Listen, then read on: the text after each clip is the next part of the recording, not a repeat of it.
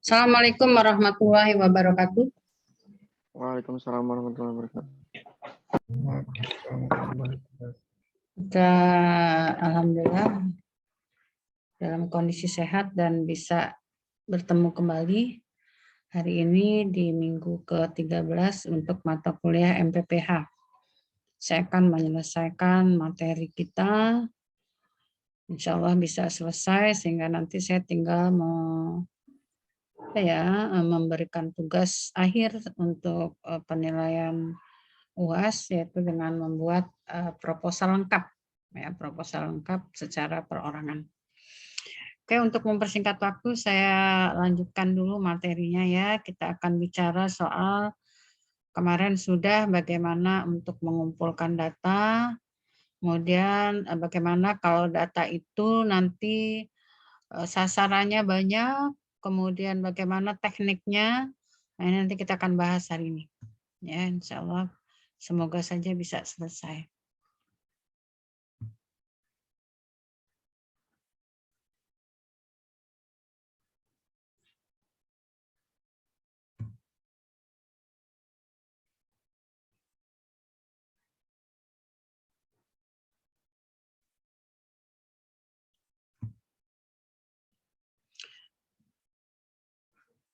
Populasi dan sampel dalam penelitian.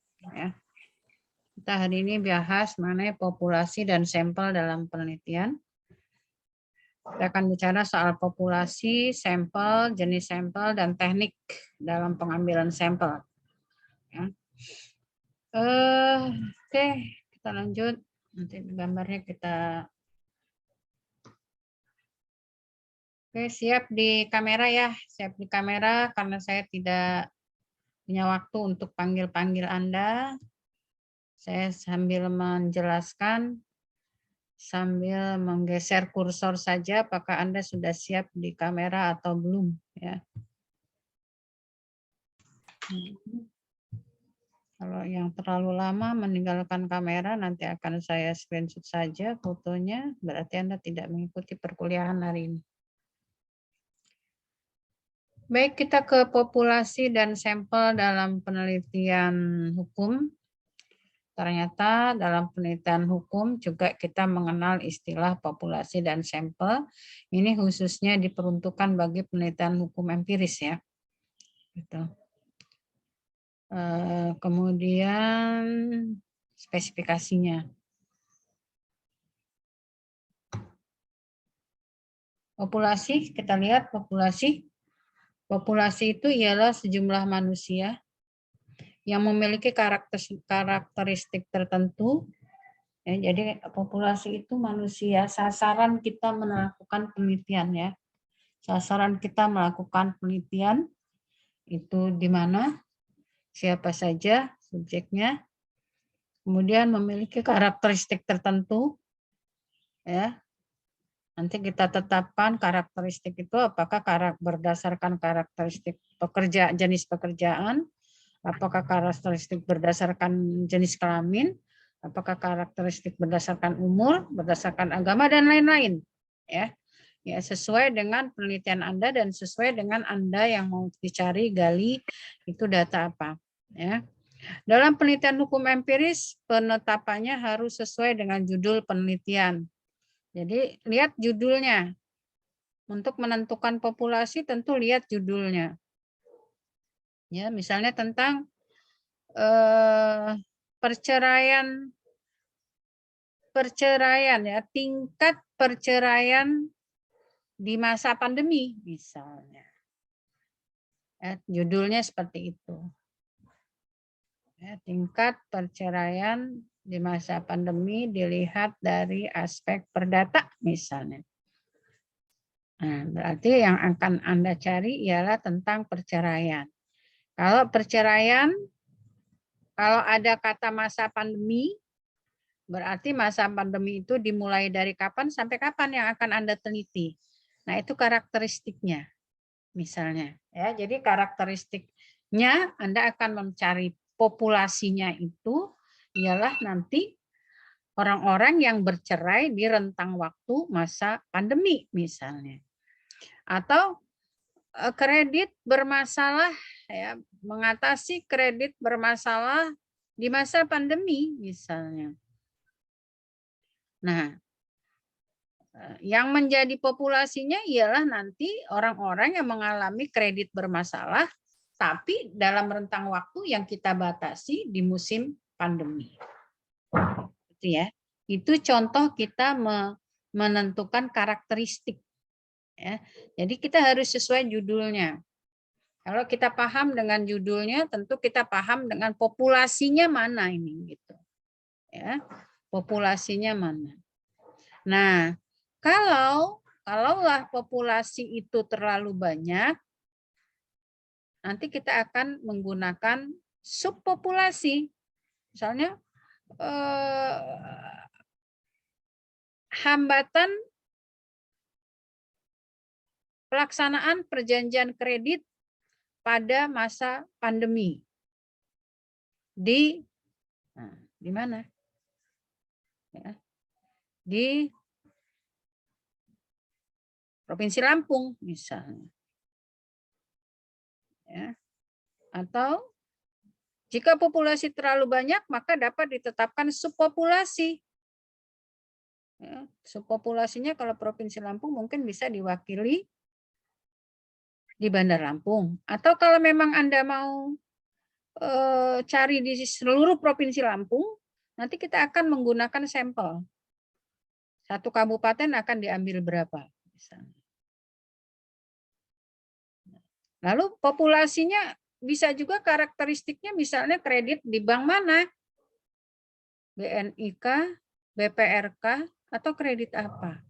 Atau berdasarkan jenis pengambil kreditnya. Jenis kredit konsumtif kah atau jenis kredit produktif kah? Nah, itu semua bisa untuk ciri-ciri menentukan kriteria dari populasi. Ya. Jadi populasi itu nggak bisa sembarangan juga ya, sesuai dengan judul, Anda paham dengan judul, Anda paham kriteria dari judul yang akan dicari datanya itu, maka Anda pun bisa menetapkan kriteria populasinya. Kalau dia kredit bermasalah itu di Provinsi Lampung itu terdiri dari berapa kabupaten. Kemudian kredit macet itu terjadinya di bank mana? Gitu ya, itu harus jelas. Nah, itu biasanya ada di judul ya, kredit macet yang ada di bank mana. Jadi nanti kriterianya ialah orang-orang yang mengalami kredit bermasalah lah ya, bukan kredit macet. Kredit bermasalah di bank mana, dalam rentang waktu apa? Dalam rentang waktu kapan misalnya. Nah, itu adalah kriteria-kriteria untuk menentukan populasi. Ya, misalnya kredit bermasalah di bank BRI. Satu. Terus Provinsi Lampung. Oke, Provinsi Lampung. Kalau gitu nggak bisa lah kalau kita mau tes semua. Nah, kredit bermasalahnya ada di bank mana? BRI tadi. BRI Provinsi Lampung itu ada berapa? Nah, berarti kita akan sampelkan saja. Kita akan sampelkan. Setiap kabupaten mau diambil berapa BRI. Gitu. Ya. Lalu nanti setiap BRI itu pun ada berapa nasabahnya. Kalau nasabahnya tidak banyak yang mengalami persoalan kredit ini, ya kita tidak usah pakai sampel. Ya langsung saja kita populasinya itu kita menjadi sasaran kita. Nah, kalau nanti sampai kepada kredit pada suatu bank tertentu, pada kabupaten tertentu pun masih jumlahnya banyak, kalau dirasa sulit untuk menggali kepada semua populasi ini, maka kita bisa menggunakan sampel. Itu di dalam penelitian dibenarkan. Ya, dalam penelitian dibenarkan asalkan sampel itu bisa diambil, asalkan kriterianya jelas, lalu semua bersifat homogen. Tadi kan homogen. Homogen itu sifatnya ialah misalnya kredit bermasalah. Ya, setiap kredit bermasalah itu ukurannya sama, homogen sama. Setiap kredit yang mengalami permasalahan pembayaran itu namanya kredit bermasalah. Itu ada tingkatan-tingkatannya misalnya. Itu namanya homogen. Kalau sifat si populasi ini sudah homogen, Anda dibenarkan untuk mengambil secara sampel. Tidak harus semua ya. Kalau kita ingin meneliti tentang perceraian, tingkat perceraian di musim pandemi, alangkah banyak misalnya di Provinsi Lampung, ya Anda kan kriterianya jelas ya, perceraian. Gitu.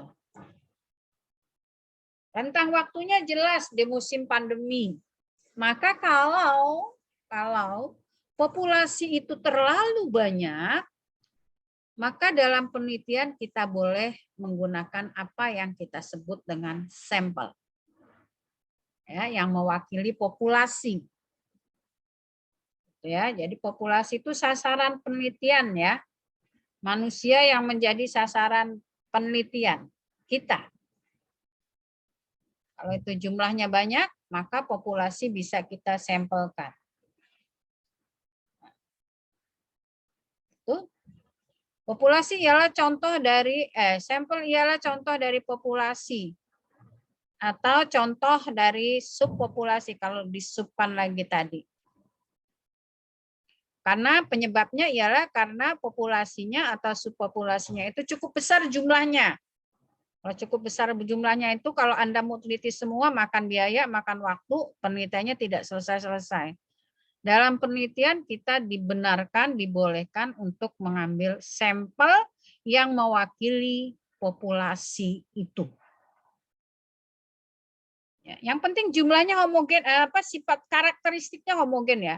Kalau perceraian ya perceraian gitu. Perceraian bagi orang Islam misalnya di masa pandemi itu kan homogen. Ya. Cerita tentang perceraian, cerita tentang orang Islam yang bercerai, cerita tentang rentang waktu selama masa pandemi. Itu namanya karakteristik data yang akan Anda cari itu homogen, bersifat homogen. Gitu ya. Kalau dia sudah dipastikan bisa bersifat homogen, maka kita dibenarkan untuk menarik sampel atau contoh saja. Persoalan berapa jumlah sampel itu kita main logika saja. Kalau misalnya populasinya 100, ya sampelnya paling tidak 10. Jangan 100, sampelnya 1. Kalau 1 namanya kasuistis. Gitu. Ya. Jadi kalau 100 orang kan Anda 100 pasangan bercerai mau dicari semua datanya repot juga ya, nanti nggak selesai-selesai nulis skripsinya. Tulis aja metodenya menggunakan sampel. Gitu. Kemudian bagaimana teknik untuk menetapkan sampel itu? Kalau jumlahnya tadi kita pakai logika dan kepatutan ya. Kepatutan sajalah.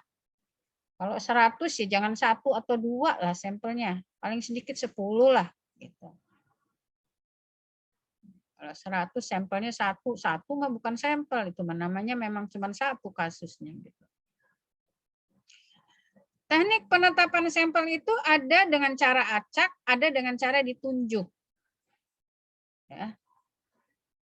Dengan cara acak itu ya biasanya kita ambil saja siapa yang akan kita jadikan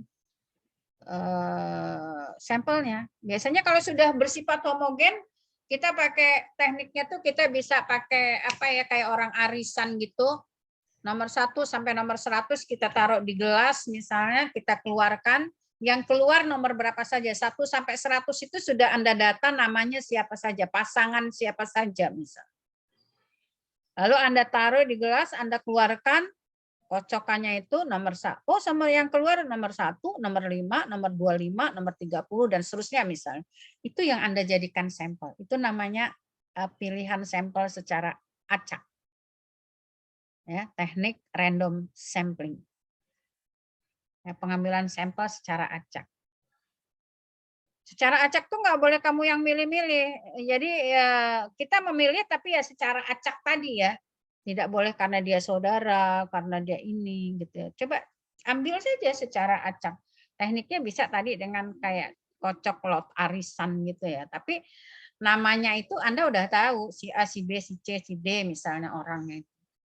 Jadi sehingga begitu keluar, tapi kalau aku nggak mau orang itu Bu, karena terlalu, ya nggak apa-apa, itu mah urusan Anda intern dengan kocokan arisan Anda itulah gitu ya.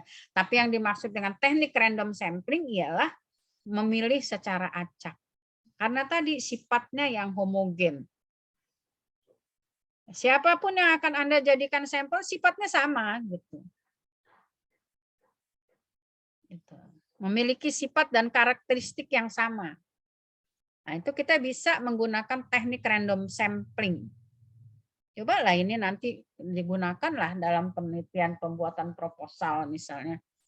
Gunakanlah. Meneliti tentang kesadaran hukum masyarakat untuk menjaga prokes di masa pandemi. Misalnya. Aturan hukumnya apa? Orang kita harus kalau kita orang hukum kita beranjaknya dari aturan hukum ya. Aturan hukumnya mana? Bunyinya seperti apa? Apa yang dimaksud dengan prokes? Aspeknya apa saja? Kenapa Anda meneliti ini? Kemungkinan Anda masih lihat banyak orang di pinggir jalan tidak pakai masker misalnya. Anda masih lihat banyak orang yang berkerumun, berdangdut ria, berjoget-joget, bahkan pesta berdesak-desakan misal. Sehingga Anda secara aspek hukumnya ingin melihat tingkat kesadaran masyarakat terhadap ketentuan hukum tentang prokes. Misalnya. Masyarakat mana? Nah ini judulnya harus jelas. Masyarakat mana? Masyarakat Bandar Lampung misalnya. Oh, kalau masyarakat Bandar Lampung jelas nih, satu, nanti populasinya ialah orang-orang yang ada di Bandar Lampung, manusia-manusia yang ada di Bandar Lampung. Manusia-manusia yang mana? Manusia-manusia yang ya tadi kewajiban untuk menerapkan prokes itu ada pada siapa? Ada pada semua kita. Tidak terkecuali. Berarti populasinya semua manusia di Bandar Lampung.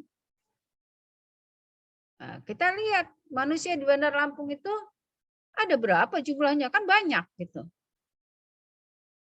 Nah, kalau sudah banyak nanti Anda tarik. Cara menariknya gimana? Supaya mewakili, Anda cari tahu berapa kecamatan yang ada di Bandar Lampung. Ya, baru nanti berapa kelurahan yang ada di Bandar Lampung. Bisa sampai ke sana ya. Untuk menarik nanti siapa populasinya. Tentukan dulu populasinya. Baru nanti sampel. Ya. Subpopulasinya itu Bandar Lampung, sub kecamatan misalnya. Nggak usah sub kelurahan lah ya. Bandar Lampung sub kecamatan. Oh, kecamatan juga masyarakatnya ternyata banyak. Nggak bisa lah aku liatin satu-satu misalnya. Atau karakteristiknya misalnya prokes, tingkat kesadaran penerapan tingkat kesadaran hukum masyarakat dalam menerapkan prokes di misalnya di pasar tradisional yang berada di wilayah Bandar Lampung misalnya. Ini udah spesifik lagi. Lu nggak perlu ngacak-ngacak kemana-mana. Lihat orang-orang yang ada di pasar tradisional. Ada berapa pasar tradisional di Bandar Lampung? Nah, diwakili saja dengan kecamatan. Di kecamatan ini ada pasar enggak? Di kecamatan ini ada pasar enggak? Di kecamatan ini ada pasar enggak? Itu yang menjadi subpopulasinya. Subpopulasi. Lalu kalau kita sudah tahu subpopulasi, wah banyak juga nih orang di pasar. Kalau aku mau lihatkan observasi satu-satu, mataku susah juga gitu ya. Atau kalau mau bertanya, segitu banyaknya orang di pasar repot juga ya gitu.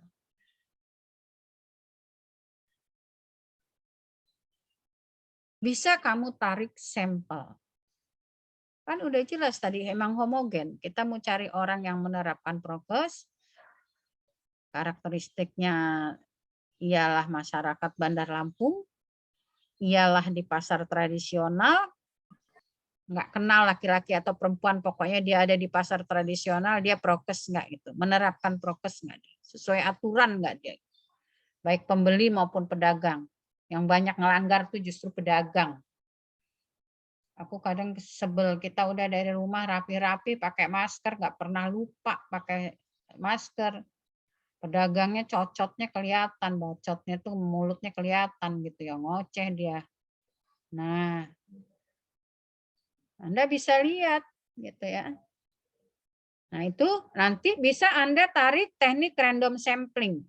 Anda random saja, Anda acak saja. Katakanlah Anda tebak di situ ada 200 manusia setiap paginya misalnya, atau 500. Sudah Anda acak aja, gua mau acak aja nih. Enggak apa-apa, itu dalam penelitian namanya teknik random sampling. Diperbolehkan. Yang satu lagi sistem penunjukan. Ngambil sampel tapi dengan sistem penunjukan, namanya teknik non-random sampling. Ya. Ngambil sampelnya nggak diacak, tapi ditunjuk. Ditunjuk, aku mau yang ini, mau yang ini, mau yang ini. Kalau populasinya kecil atau sedikit. Ya. Memiliki kriteria yang jelas banget. Misalnya perkawinan, tadi tingkat perceraian, atau tingkat perkawinan, banyak kan anak kecil-kecil belum usia dewasa dikawinin di musim pandemi karena orang tuanya menurun secara ekonomi, itu berada di daerah mana, kemudian di pengadilan mana misalnya. Itu semakin kecil itu. Jadi pengadilannya, sampelnya ada pengadilan, kalau pengadilan agama satu, kamu tahu ya, harus tahu ya, misalnya pengadilan negeri itu berada di daerah kabupaten kota. Pengadilan agama begitu juga. Nah, kalau jumlahnya sedikit, maka Anda bisa pakai sistem punjuk. Oh, aku yang ini aja, yang ini aja, yang ini aja. Kenapa dia alasannya dikawinkan muda misalnya? Dikawinkan masih kecil, kenapa? Jumlah populasinya sedikit, tidak terlalu banyak. Maka kita bisa menggunakan teknik non-random sampling. Misalnya kayak tadi kredit bermasalah di BNI Bandar Lampung misalnya. Atau cabang apa? Atau di BNI Bandar Lampung atau BNI Tanjung Karang misalnya. Udah itu kan ada di BNI Tanjung Karang tuh. Kecil kan itu udah. Udah sub populasinya sudah kecil. Maka dari beberapa nanti orang yang bermasalah dalam kredit, itu bisa Anda tunjuk saja. Saya mau yang ini, yang ini, yang ini. Kalau jumlahnya nggak banyak, misalnya cuma ada 10 kredit bermasalah dalam rentang waktu pandemi pada Bank BNI Tanjung Karang misalnya, Anda bisa pilih dari 10 itu. Atau hanya ada 25 saja, Anda bisa pilih. Tunjuk saja. Yang ini, yang ini, yang ini. Kriterianya jelas, jumlahnya kecil, populasinya, Anda bisa pakai sistem teknik non-random sampling. Gitu ya. Mungkin Anda memilihnya karena dengan dasar pertimbangan, oh ini orangnya saya kenal, jadi saya bisa wawancaranya leluasa, misalnya. Bisa. Ya. Alasan subjektifnya ya. Tapi alasan objektifnya tadi ya, karena populasinya kecil, homogen tapi kecil, itu Anda bisa bersifat teknik non-random sampling. Kalau yang random tuh karena besar ya, kesulitan. Gua mau milih juga bingung siapa yang mau dipilih. Ya udah pakai sistem acak saja. Sistem acak saja. Ini teknik penetapan sampel. Kemudian kalau sampel sudah ditetapkan, oke, dari populasi ke sampel bisa dipahami? Halo? Bisa, Bu. Dari pembahasan populasi dan sampel yang baru saya jelaskan, semua bisa mencerna? Bisa. Oke, kalau bisa, semoga betulan bisa. Gampang lah ya itu. Gampang tapi ya harus jelas dan tegas judulnya, baru tidak kebingungan menentukan populasi. Kalau populasi sudah jelas, tidak kebingungan lagi menentukan sampel. Jadi tidak ujuk-ujuk sampel ya. Nggak tahu apa populasinya di mana, siapa yang jadi sasaran, tiba-tiba dalam penelitian ini diambil sampel. Sampel yang mana nih? Sampelnya berdasarkan apa ngambil nariknya nih? Gitu. Nah, kalau sampel sudah terpenuhi, atau Anda populasinya nggak banyak kok Bu, cuma 20 misalnya. Sasaran penelitian kita cuma 20, jadi aku mau semua dipakai, nggak masalah. Ya, artinya Anda tidak menggunakan sampel. Semua mau diteliti, ya yes, oke, lebih bagus gitu. Nggak masalah. Tapi kalau Anda terkendala karena terlalu banyak, maka Anda bisa menggunakan sistem sampel tadi. Kalau sudah jelas populasinya atau sudah jelas sampelnya, baru kita tentukan siapa orang-orang yang akan kita wawancarai. Ya. Yang pertama, dia terkategori sebagai responden. Ya. Dia terkategori sebagai responden. Ini beda-beda arti ya. Dia terkategori sebagai responden. Yaitu orang yang memberi respon terhadap pertanyaan, tapi orang itu terkait secara langsung dengan penelitian. Terkait secara langsung itu tadi maksudnya kalau kita meneliti tentang kredit bermasalah, ya memang orang itu mengalami. Salah satu orang yang ngambil kredit, terus kreditnya bermasalah. Itu namanya terlibat langsung dengan penelitian. Ya, terlibat langsung dengan penelitian. Memang benar-benar pelakunya gitu ya. Lalu peneliti dapat mengarahkan jawaban yang dikehendaki. Biasanya bisa menggunakan pertanyaannya itu secara tertutup. Ya, pertanyaannya tertutup dengan jawaban ya atau tidak. Misalnya, setuju atau tidak. Itu namanya bisa diarahkan. Kita penelitinya tuh maunya apa sih gitu. Jadi bisa diarahkan, bisa digiring untuk menjawab apa yang dikehendaki oleh peneliti. Ya, sebentar lagi yang Zoom yang pertama akan habis waktunya. Kita akan segera ganti Zoom kedua ya kalau habis nanti. Kita lanjutkan dulu sayang. Lalu ada yang kategorinya, orang yang mau dimintakan datanya, ada kategori informan. Jadi kita nggak bisa sembarangan. Kita itu mewawancara dengan responden atau informan atau narasumber. Ya. Kalau responden tadi merespon atas pertanyaan dan dia adalah orang yang terlibat langsung dalam penelitian, artinya pelaku, subjek langsung. Informan yaitu orang yang memberikan informasi data yang dibutuhkan peneliti dan dia akan memberikan informasi sebatas yang diketahuinya, peneliti tidak dapat mengarahkan. Kalau dia nggak tahu, jangan lu paksa. Gitu ya. Peneliti tidak bisa, dia hanya bisa ditanya tentang apa yang ia ketahui.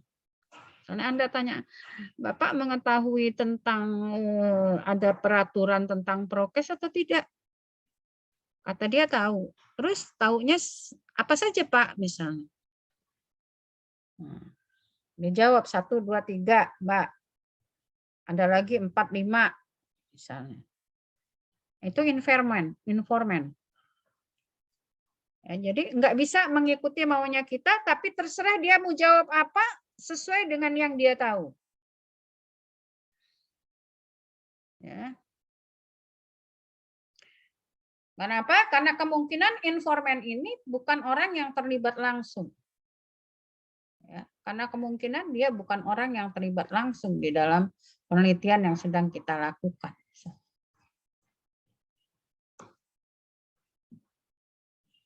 Lalu ada narasumber yang bisa Anda wawancarai, dia termasuk kategori narasumber. Orang yang memberikan pendapat atas objek yang sedang diteliti. Orang ini posisinya sebagai pengamat saja, bukan pelaku, bukan subjek langsung. Dan biasanya narasumber merupakan orang yang berkompeten di bidang penelitian yang kita lakukan. Ya, saya ambil contoh, nggak tahu anaknya ada di sini apa tidak ya. Ada anak hukum bagian hukum pidana sedang menulis billet deposito, penipuan billet deposito. Dia tanya ke saya, Ibu, saya disuruh pembimbing berkonsultasi dengan Ibu, menjadikan Ibu sebagai narasumber karena penelitian saya terkait dengan billet deposito. Gitu. Ya kata saya boleh. Kenapa tidak gitu? Sebagai apa saya bilang. Sebagai narasumber, Bu. Oke, kalau sebagai narasumber oke. Artinya aku harus menjelaskan apa yang saya tahu di bidang ini. Saya tidak terlibat langsung di dalam penelitian dia gitu ya. Dia mau tahu tentang apa itu billet deposito misalnya. Nggak taunya begitu dibuat, pertanyaannya itu menyangkut hal-hal yang justru menyangkut pidana. Bagaimana pendapat Ibu tentang billet deposito, penipuan dalam billet deposito? Penipuan kan pidana. Nah ini yang Anda nggak ngerti. Kalau narasumber itu sesuai dengan kompetensinya dia.